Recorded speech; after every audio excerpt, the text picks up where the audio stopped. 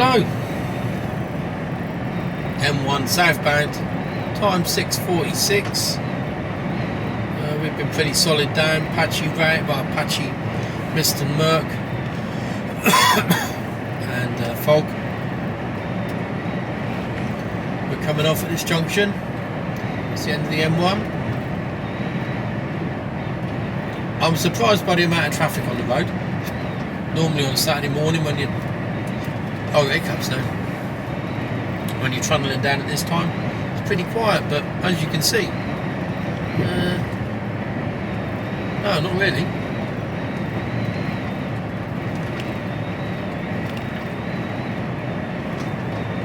So we're getting off the motorway now because of the roadworks.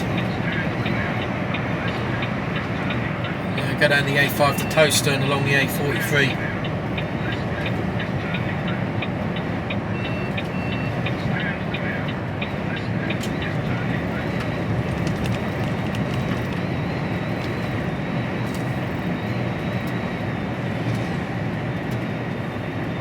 Uneventful journey, just the way we like it. After 200 yards, cross the roundabout and take the second exit, M1, towards the south, then take the motorway. Take that motorway.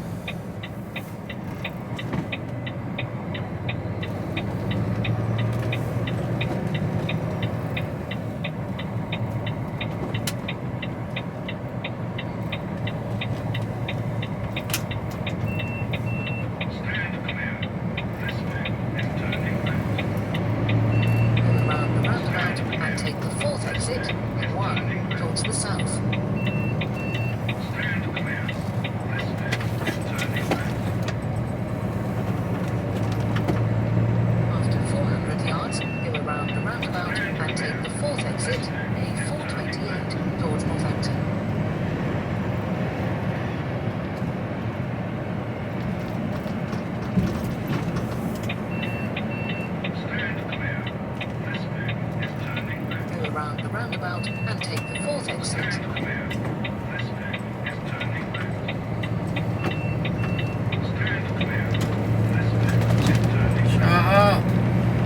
After 300 yards, cross the roundabout and take the second exit, A428.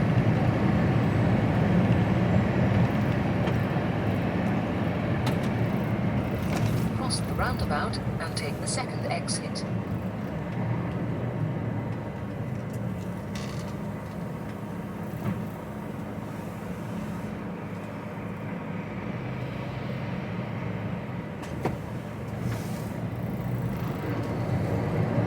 Couple of 45s going into the rail port then.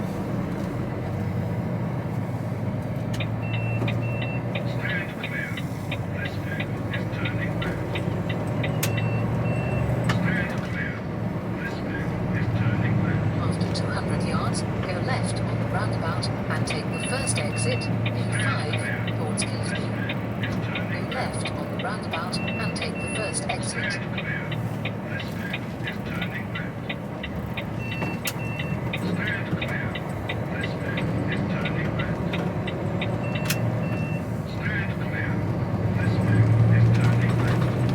I was just listening to the radio on the way down, and it brings back all sorts of memories, doesn't it? When you listen to a song,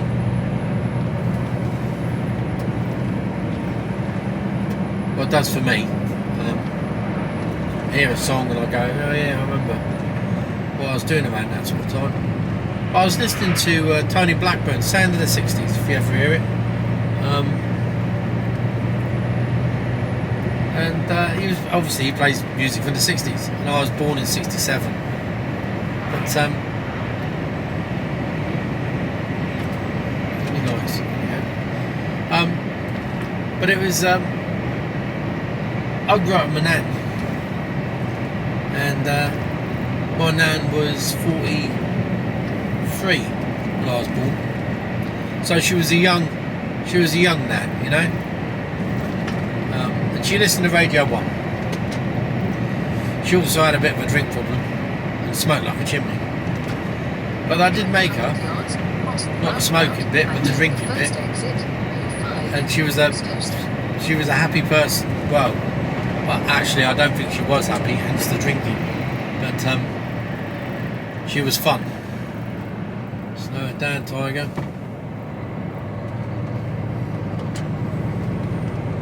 But she was a fun person. I always thought she was fun as a kid growing up.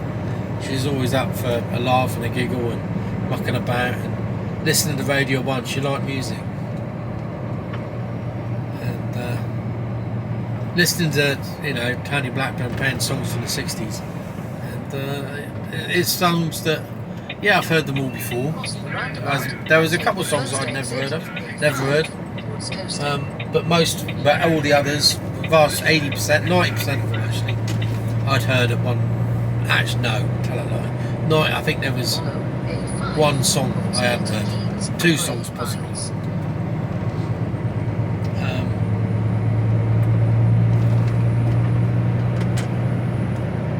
And it just takes you right back, doesn't it, to being a little kid again.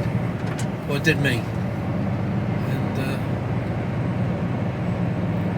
yeah, it's funny thinking about my nan.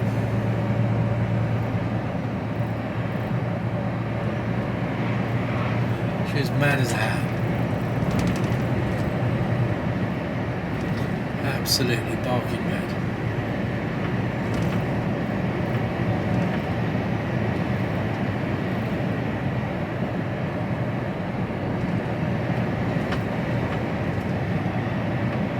I remember when she died. I was back living with my mum then, and she'd married my stepdad. I was living with them,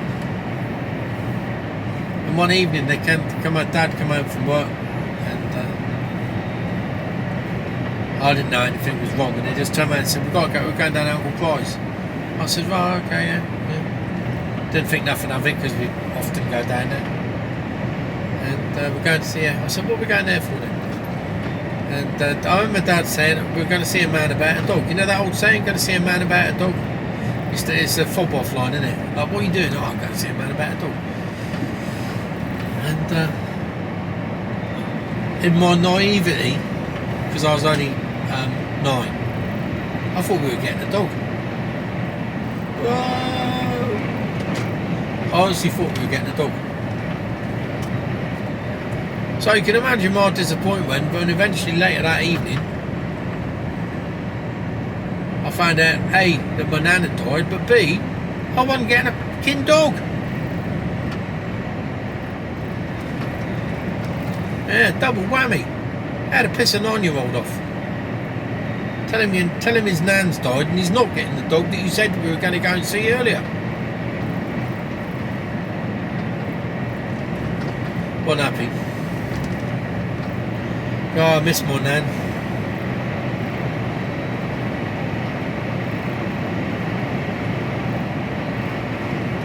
Even this far down the line, I still think about her. I still miss her. We had a lot of fun, spent a lot of time.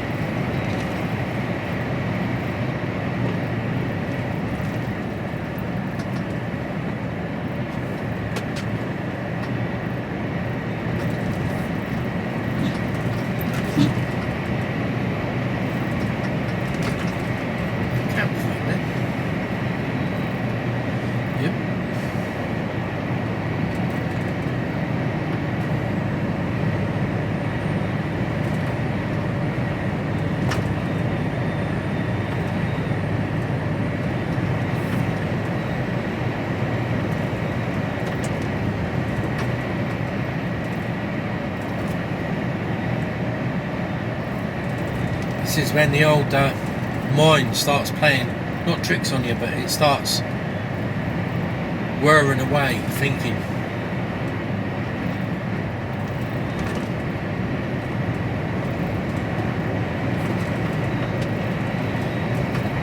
You know, you're stuck in a cab, hours on your own, lost in your own thoughts. And it's very easy to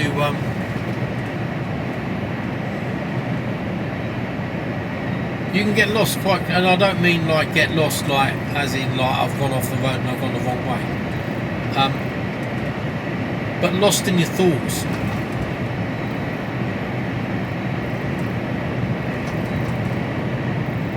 And you think about things that you haven't thought about for ages, and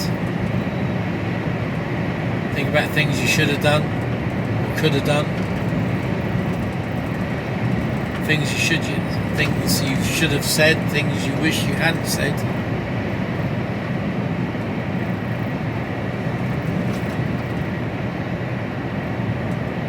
There's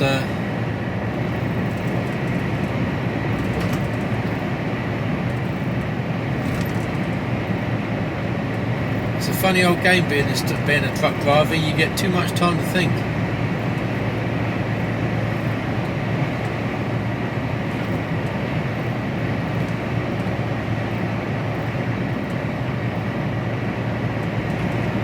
See why some people struggle with their mental health in this game. You can mull over things, and you can either have good thoughts or you can have bad thoughts, you know, and the good thoughts are fine as long as they are good thoughts.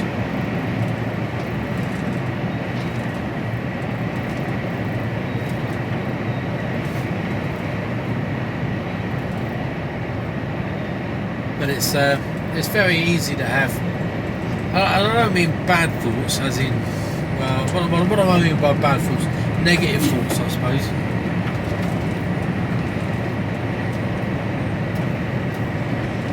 Negative thoughts.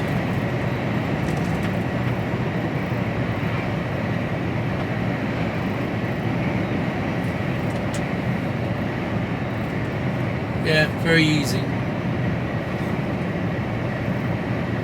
Before you know it, you can be spiraling.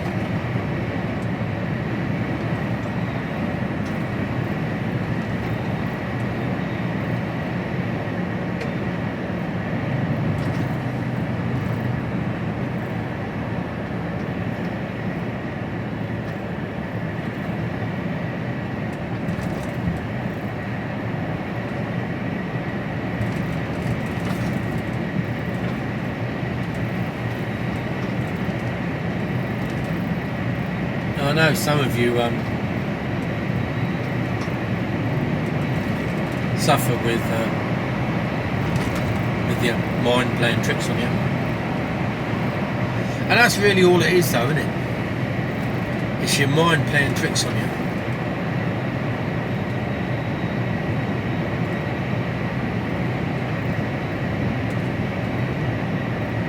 Because you've got to look at it from a... There's me. There we go. You've got to look at it from a different angle and go, you know, generally, do you believe yourself that you're a good person? And I think most people sort of go, yeah, I've got my faults, but generally,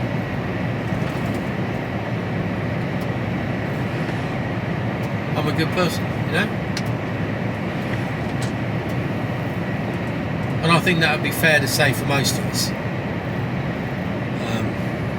Yeah, I think that would be fair to say.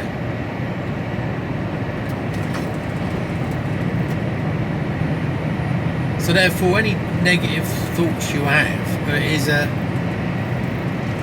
you're not having negative thoughts because you're a bad person. You're having negative thoughts because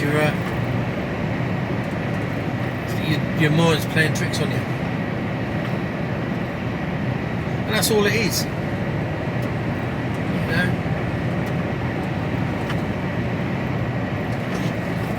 It's like the old monkey on your back, isn't it? It's the monkey on the back that's telling you what to do and how to do it, rather than you just getting on and doing it yourself, or thinking it yourself. Is that monkey thinking for you?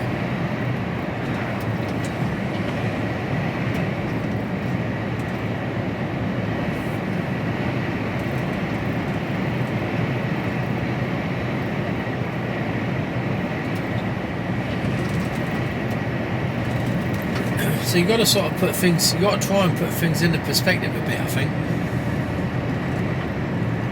When you're having a bad day. I think I've touched on this before, but this time of year can be tricky for a lot of folk, because you often remember things about Christmas.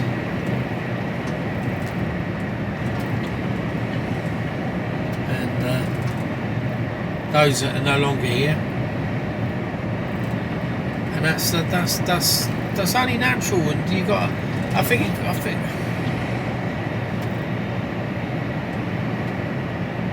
and it's difficult, isn't it? Well, and I'm not one to give advice. I'm not going to tell you this is what you need to do or this is how to do it, because I don't have the answers myself.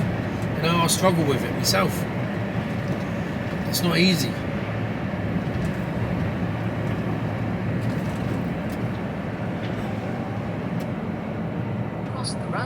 It's not easy.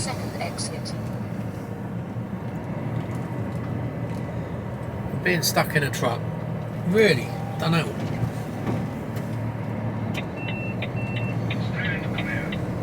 Because you do get time to think and to analyse and over-analyse. And that's the same if you're retired and you're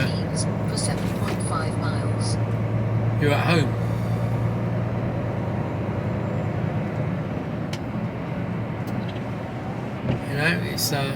It's hard. What I try and do personally is try and remember the good times and pick them out and sort of have them in a catalogue in my head.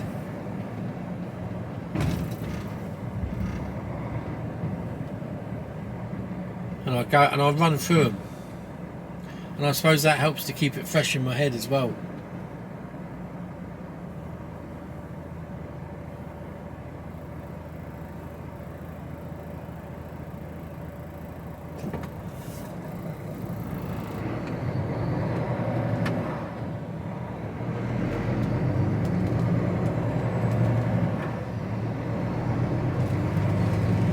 Yeah.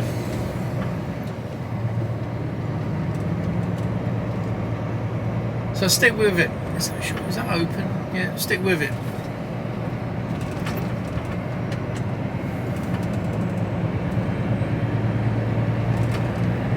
It's like anything in it, you have good days and bad days, don't you? I mean, generally, I have good days.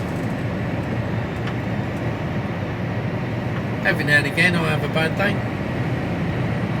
I can spiral down quite quickly, to be honest with you. I can spiral down very quickly, actually.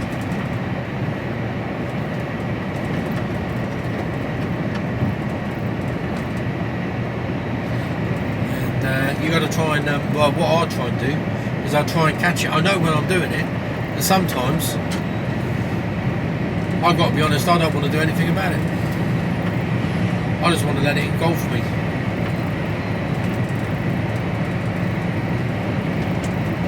I don't know, maybe that's a good thing, you know. You gotta think about these things to be able to and it's processing, isn't it? And you can't shut it out. I think that's actually doing worse, making the situation worse if possible. So I just let it happen, and I know through experience that I'll sort of come out the other side. It can take a while.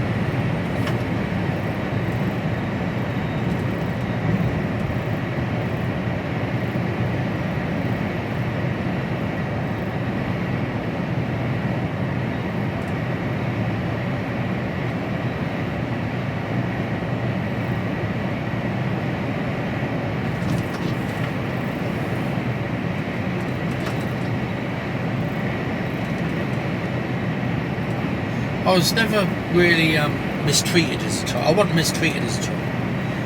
That would be a lie.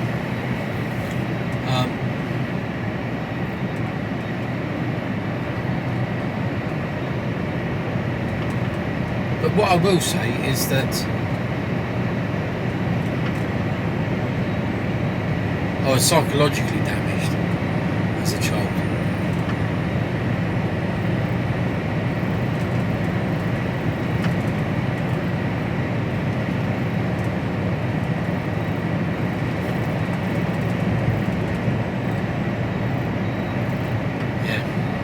Yeah, I think that'd be a fair way to put things. And that has caused me problems in later life. Still to this day. Still to this day.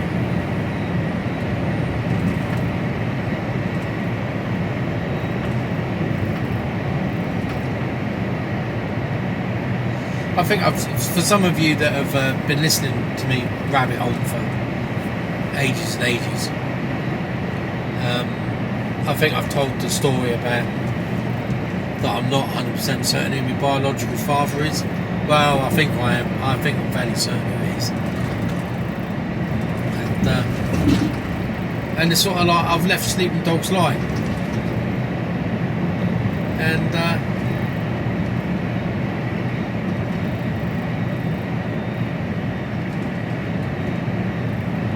just before Christmas I was doing another search on the net, and I think I knew where he lived. I think I managed to track him down, sort of thing. And I was going through the internet, and I found him again. The only trouble is that I found his obituary.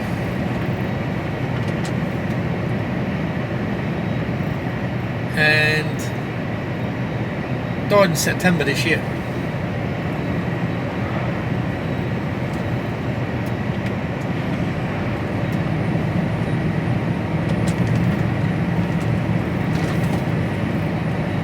And I can't ask me, my mum's still alive. And we haven't had contact for a good few years now.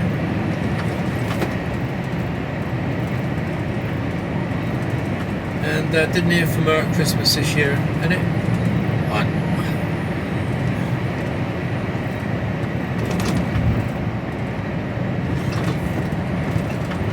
the way I feel, I don't think it should be the son that reaches out to his mother to try and reconcile things. I think it should be the mother reaching out to the son. Now maybe I'm wrong on that. I don't know.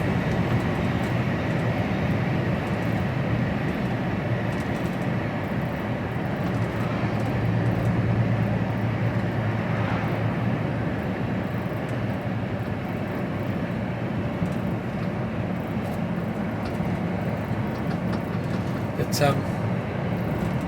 yeah, the old fella, he died in September '83. He was 83. He had a long illness. I did find out that yes, he was married, and yes, he had children and grandchildren. And in a way, I'm sort of semi-glad that I didn't, because I didn't, I didn't know that he had kids, but I suspected, but and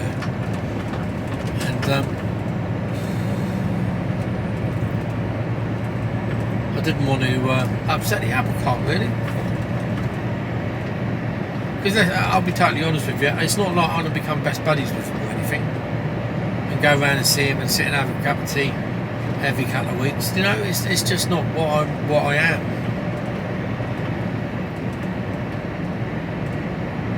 I don't do that.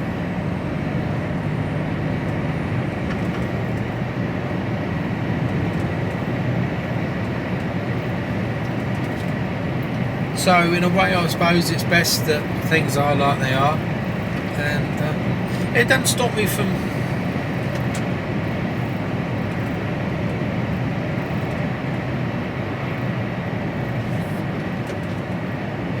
and the thing is as well, there was the other thing was there was a picture taken.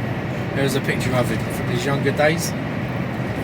He was probably maybe 40s, maybe his 40s.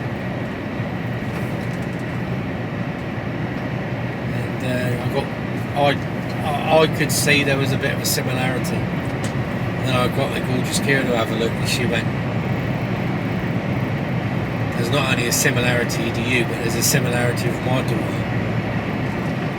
She can see it there as plain as day.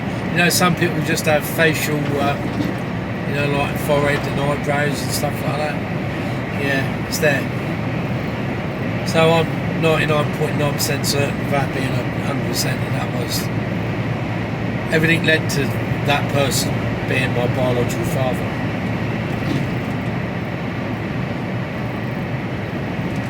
So yeah, that was a bit of a surprise, I think. And it sort of didn't knock me, but it did. It sort of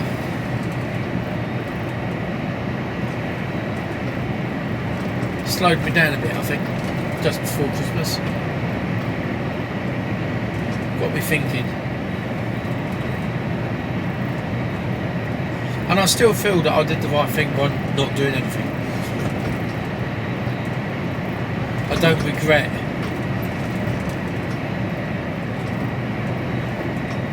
It would have nice to have been acknowledged.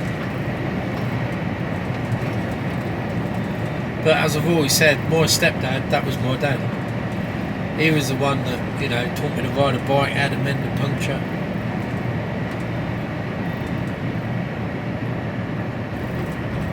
And do you know what I mean? Those type of things. You know, that was my dad.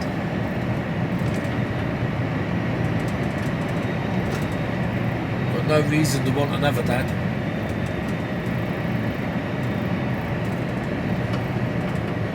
And a dad isn't, you know, it ain't blood, it's the bloke that brings you up. Treats you like you're all their own. Which is what I try to do with Kira's kids. I really do try, I try. Because I know what it's like to have a stepdad.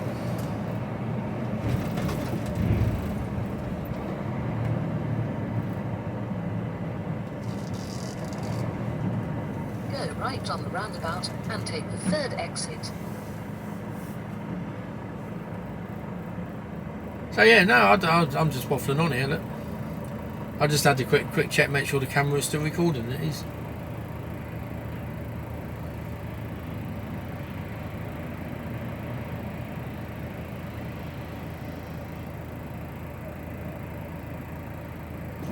There we go.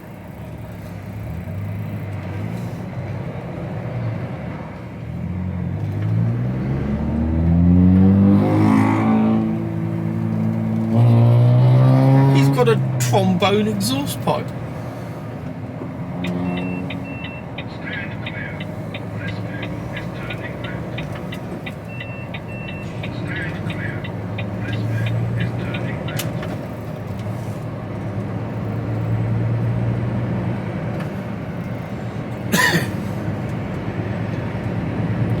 Can't believe it's 7:15. It's all bloody dark. Oh, for those summer mornings.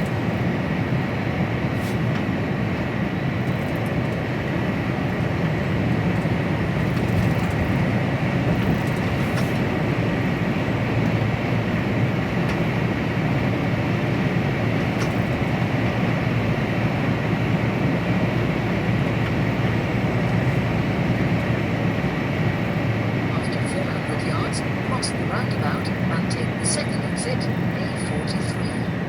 Right, the bleeper's going off now. Oh no, that doesn't. Green light. Cross the roundabout and take the second exit.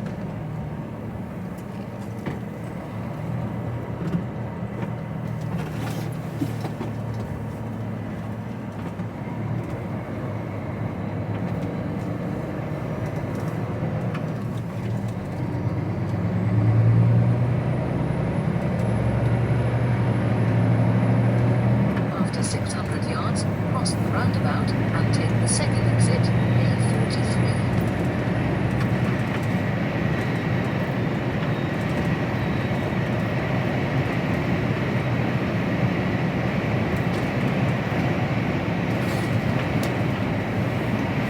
I'd like to be able to talk to my mum about it, but she's in denial. Roundabout and take the second exit. So that ain't ever going to happen. You know, there's so many unanswered questions, like they obviously didn't stay together. I believe from an auntie that it was an affair. I also believe from the same auntie that he was a much older man, but actually he wasn't. He might have been, 3 or 4 years older, but he wasn't that much older.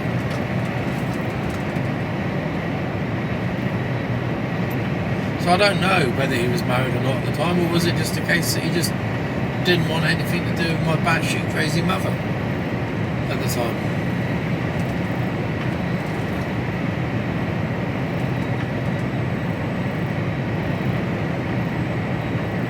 Is that the case?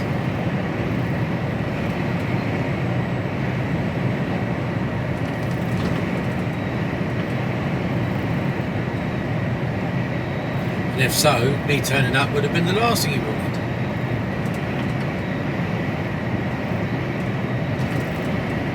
Unanswered questions. Questions that will never be answered. And I don't know whether I want them answered. I don't know. But it does play on your mind a bit, it does mess your head up. I'm 57, 58 this next year, and still thinking about it.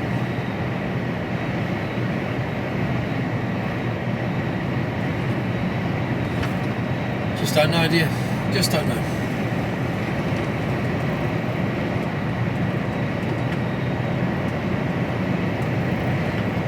So anyway, I think I've talked for way too long in this little section here. So I suspect this little bit will be all about thinking. So whilst I think it's good to think and to go over things that have happened in the past, some things you need to think about and remember all the good times. But some of the other things, then maybe you don't need to.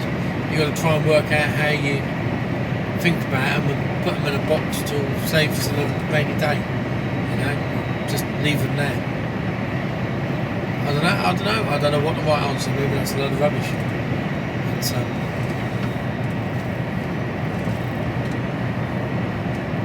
who knows? Who knows what the right answer is? You just got to. I don't know. The way I go about it. How do I go from where I'm feeling right this minute, which is slightly down? Well, I'm going to be thinking about a cup of hot chocolate in the next 10 minutes. A cup of hot chocolate and a Greggs with sausage and bacon and brown sauce. And try not to get it down my shirt and give the game away when I get home and the gorgeous Kira goes, I know what you've been eating. And you know that, darling? Well, because it's all down your front. Gives it away a bit, doesn't it? So yeah, that's I'm gonna think about that. Trouble is, I don't know whether I'm gonna stop at Shelwell Valley, which is just up the road here, or I'm gonna bang on down to Newbury. I might get all the way down to Newbury and then take a break. Done 2 hours 28. Be nearly 3 hours by the time I get down to Newbury. So I'm going to have to take a break, otherwise I may not get round the docks.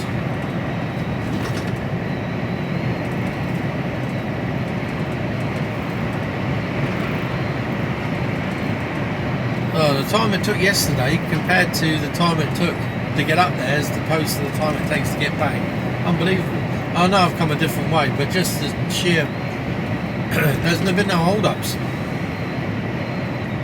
And that's what killed it yesterday.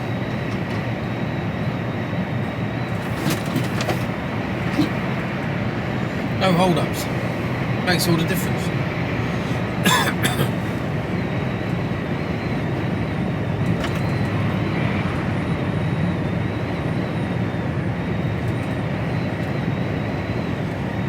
Yeah. Well, I don't know how we got talking about that. I don't know. I hadn't planned to particularly talk about it. So, there you go. Oh, the other thing I'm going to think about now is Scotland and our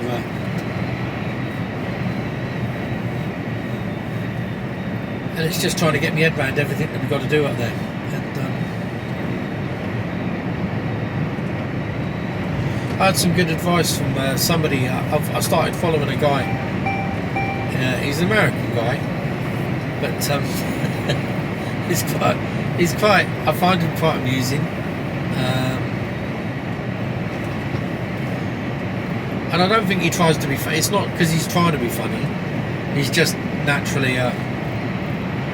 He's just a real person. He ain't acting up for the camera or anything like that. Just playing it. He just plays himself, just dead natural. But I like his attitude. And he said one of the things he said was the reason he got into. He's got 12 acres, and he had a house. He used to have a house. He had a house, and he had a. He said it was a reasonable sized garden. He said I could grow veg, I had lawns, I had trees, I could do all of these things. I could plant vegetables. We have enough vegetables for us, enough vegetables to give away. He says, yeah. He says, but I always wanted more. So we decided that we'd sell up, move, and we'd buy 12 acres and like a little farm. He said, he said, I didn't really mean to, it's just that we sort of ended up doing it. Just one thing led to another, and we decided that would be the right thing to do. And he's laughing because he said, I've given up my job. He's in business with his son. He's a painter and decorator, I think. And he sort of stepped back, and he now full time's on the farm. And he's got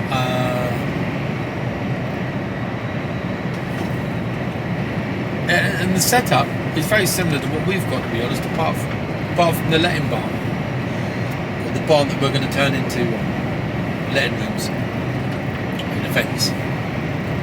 But other than that, he's got he's got stables and barns and stuff like that, and he keeps chickens and quail and sheep, which he says don't get sheep. I've already said no, I'm not getting sheep. And he was saying, I think the analogy that I liked was that he said nothing ever goes to plan, and it's a bit like when you've got a regular job, you get up at the same time every day, and you get in your car and you drive to work, same route more or less. You do a day's work and then you drive back at the end of the day, and then you've got all your free time in the evenings. He said that's not how it works when you're on the farm. He says this is my this is how my day goes. Just imagine it like this. He said I get up earlier. I get out to my car as if I was going to go to work, and I realise, and this is all an analogy, this isn't what really happens, but he says this is how it would be if you were carrying on your normal 9-to-5 job. This is fitting the farm life into a 9-to-5 job. He says you get out of the car, you're about to go to work, and you realise you've got a flat tire. Okay, so you change it. Put the spare on, you realise that's flat as well. Eventually you get to work. You do your day's work. And you come to the car home, and the car won't start. It's got a flat battery. So you call the AA out again. They come out, get your jump started, away you go. Next morning, you've got to go and get a battery. But before you get the battery, you've got to jump start it, because overnight it's gone flat again. So you're at home, so you get your jump leads, get the other car, then you go and get a battery, you get to work late again. You have a really shitty day at work, everything goes wrong. Then you get in your car at the end of the day after having a new battery fitted, and you got another puncture. So you get home, so eventually you change the tyre, you've got the spare tyres okay, so you change everything over, you get home via the tyre shop because you've got to buy another tyre. And you get home and the cooker's broken down. So you've got nothing to eat.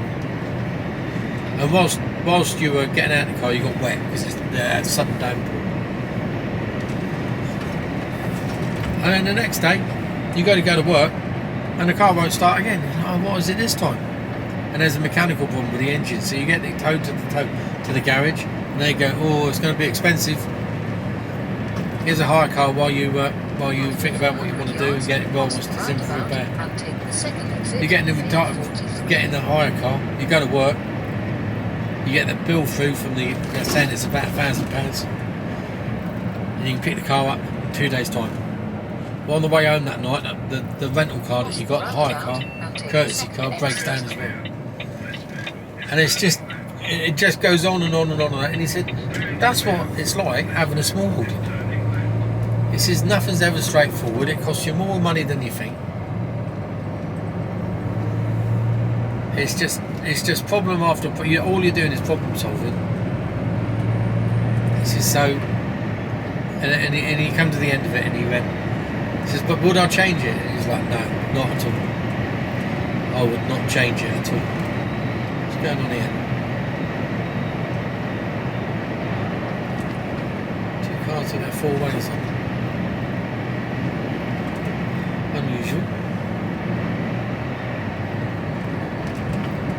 So, yeah, would you change it? No.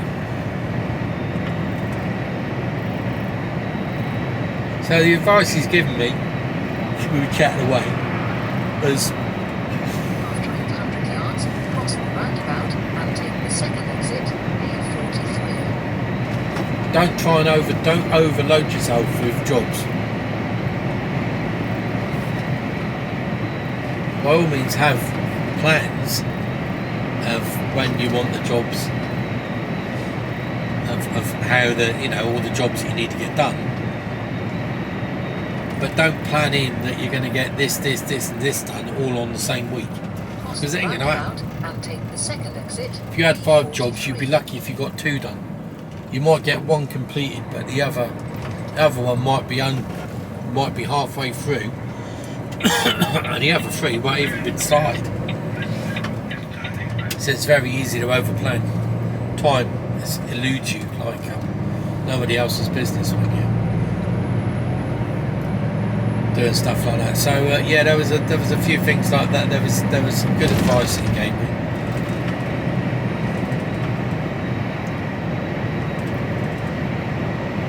Because our plans are fairly ambitious. A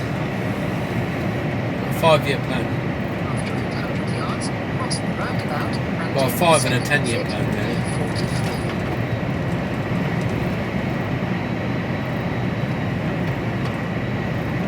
And then we go from there.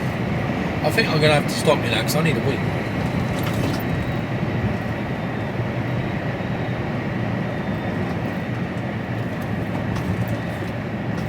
I could stop the labour.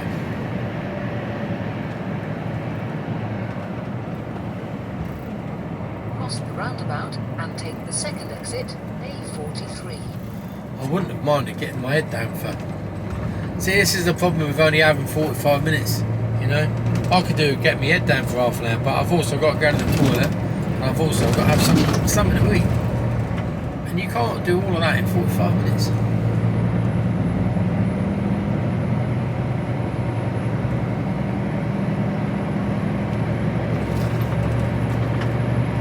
"45 minutes isn't long enough." After 800 yards, cross the roundabout and take the second exit, A43. So I think I bored you long enough. So I'm going to be thinking about my farm. So I'll speak to you all later on.